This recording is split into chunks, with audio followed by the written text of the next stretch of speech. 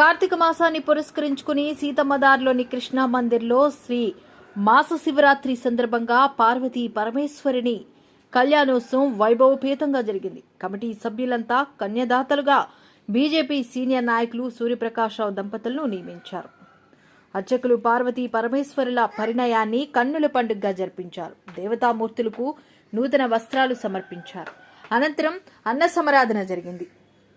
ఈ కళ్యాణోత్సవంలో జనసేన పార్టీ ఉత్తర నియోజకవర్గ incharge Pasupuleti Ushakiran, BJP నాయకులు శ్యామల దీపిక పాల్గొన్నారు.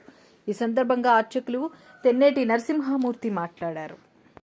సభ నా పేరు తెన్నేటి నరసింహమూర్తి అండి. ఇక్కడ సీతమ్మదార్లోని కృష్ణ మందిర్లో ఈరోజు మాస శివరాత్రి సందర్భంగా పార్వతీ పరమేశ్వర కళ్యాణం చేయించదగింది.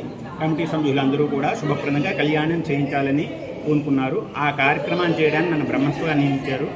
ఈరోజు కృష్ణ మందిరంలో వైభవపేతంగా చక్కగా పార్వతీ పరమేశ్వరుల యొక్క కళ్యాణం జరిగింది.